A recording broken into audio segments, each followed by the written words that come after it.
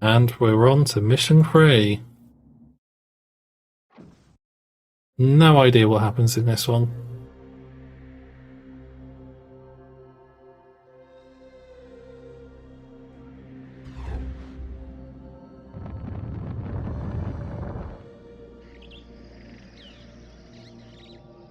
Okay, I think I know what this one's about. You get... So there's preacher characters. It's a bit like Age of Empires where you have priests who can convert people. There's a similar thing going on with these guys. They have the preacher building. That makes... I think they're called preachers anyway. It could be... The name could be something else, but that's what they do. And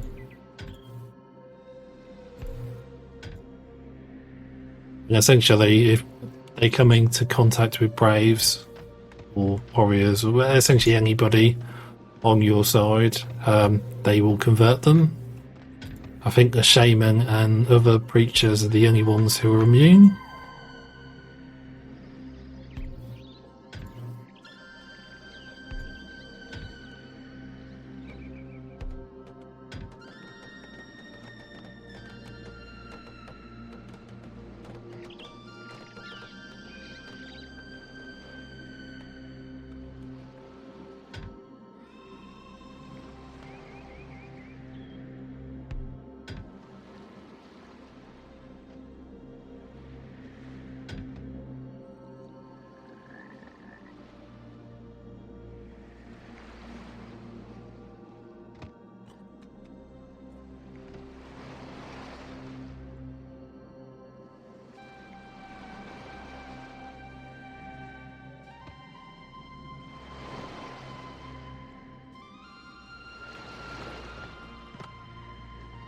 So I do like that essentially the gameplay for the last 3 levels has just been the same. Like, we have these huts, we have...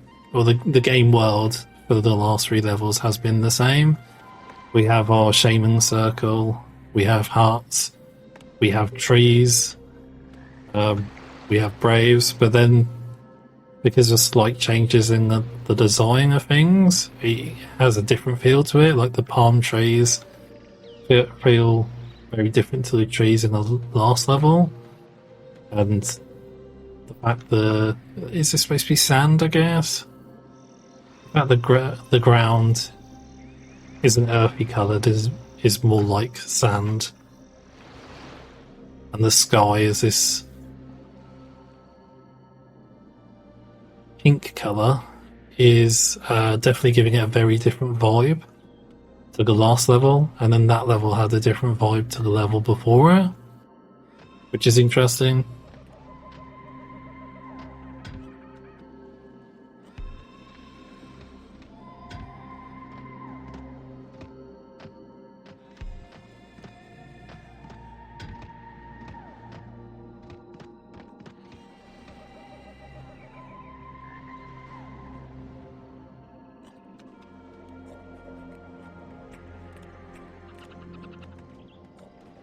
I do love these guys.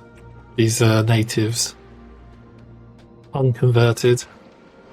I think you get like a spell you can use to convert them later on. You can also use the preacher, I'm pretty sure.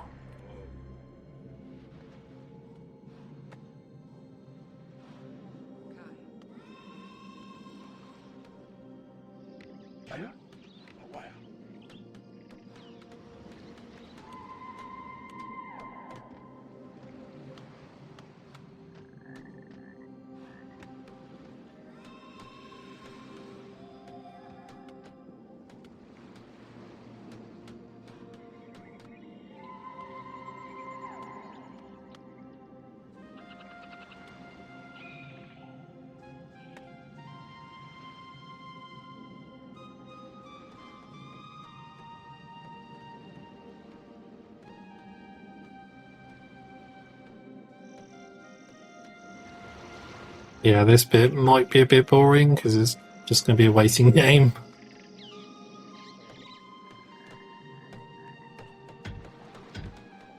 Really need to build up our forces before we do anything.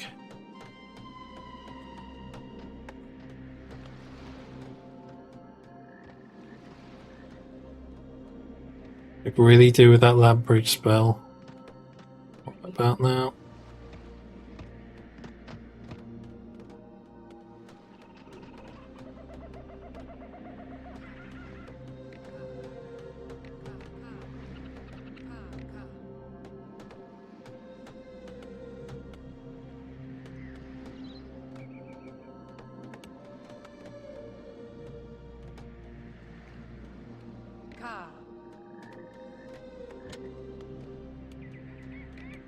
Well, like if we shoot there...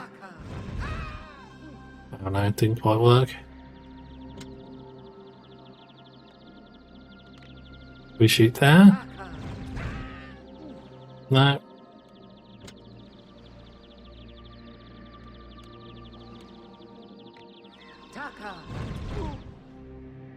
Okay, should have just shot him really, shouldn't I?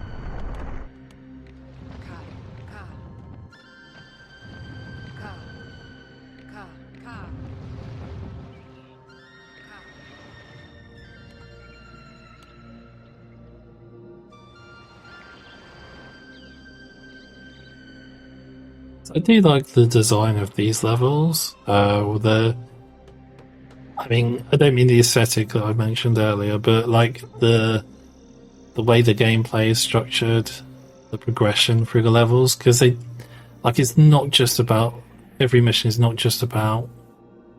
I was going to say not every mission's about building up your forces and just attacking the enemy, but it kind of is. But what I mean is like they a lot of effort into making each map individual. Like it's not just build base, build warrior, banging hut, send warriors to kill enemy. Each time the map gets bigger, you know?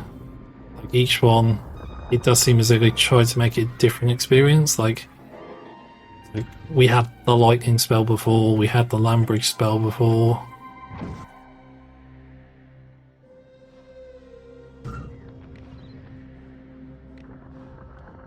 Oh, there we are. Yeah. So as you progress, you do like keep more spells. Like if you notice, we've now got the swarm spell permanently. We will get the lightning spell. We will get the land bridge spell permanently at some point.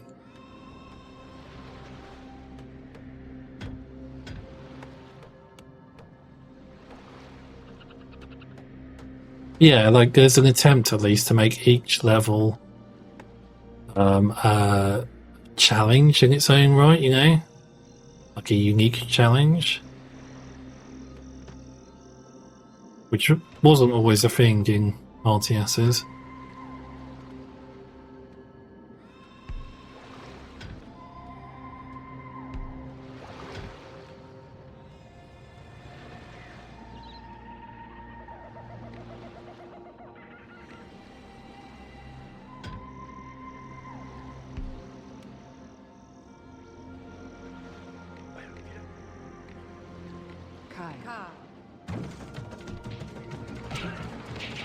I think one warrior is equal to like 3 braves.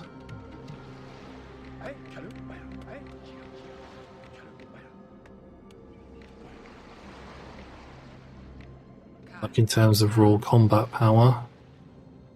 I don't think the warriors are any slower though, like...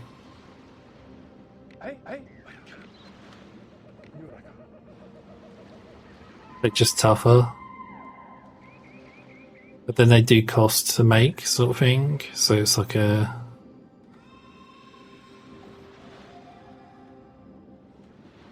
It's a toss-up between which you think is more important. The production facility or production power that a Brave has, or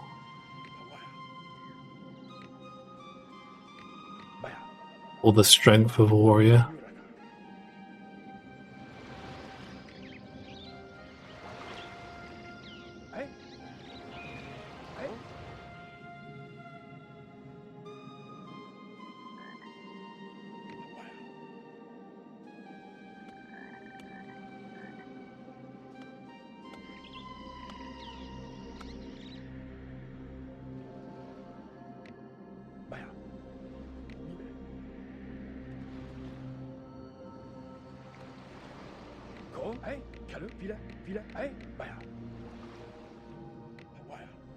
I had this as a kid and I played it non-stop, so I think I did get pretty good at it. I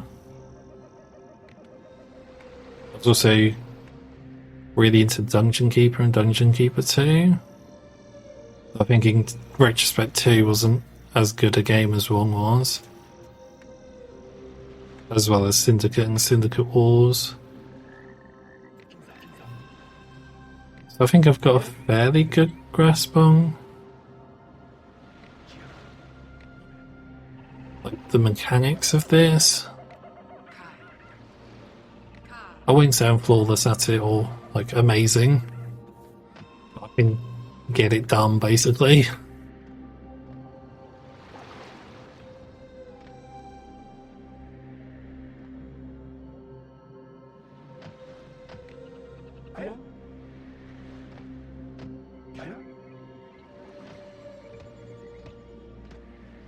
So I think what you're supposed to do here really is build the preacher facility and then send like a couple of train a couple of preachers and then send them across with some warriors. And then basically what the preachers do is anytime an enemy preacher appears, they'll start to fight with them. And what happens is the preacher like stops your units or stops the enemy units and then starts preaching to them, and then as long as they can hold their concentration, their focus for so long, they then get converted and made into enemy units. So if you have your own preacher who can then start a fight with them, that means they stop preaching and they can just be killed by your warriors. So what you're supposed to do is team them up and then use them to take on the preachers or take on the enemy and thus avoid the effect the preachers have.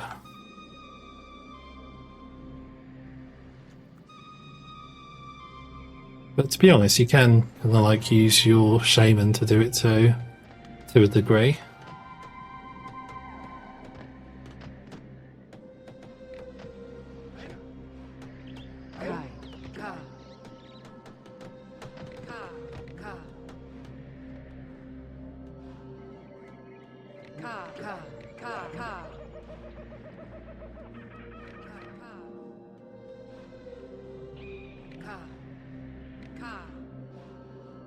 But you can also use Swarm as well. Swarm will distract creatures.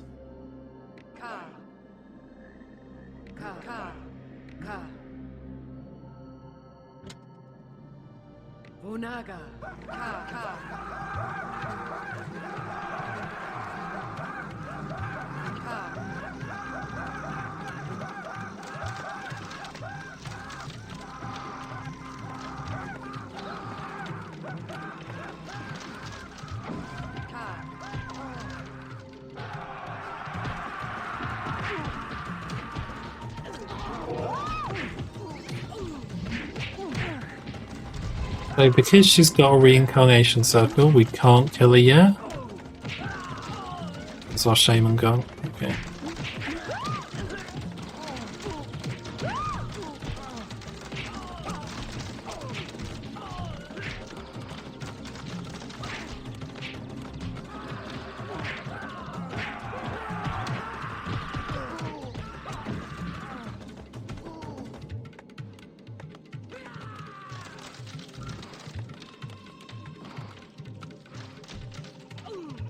The more people you have, or the more followers you have, the more money you have, the quicker you will reincarnate, and that goes for the enemy shaman as well.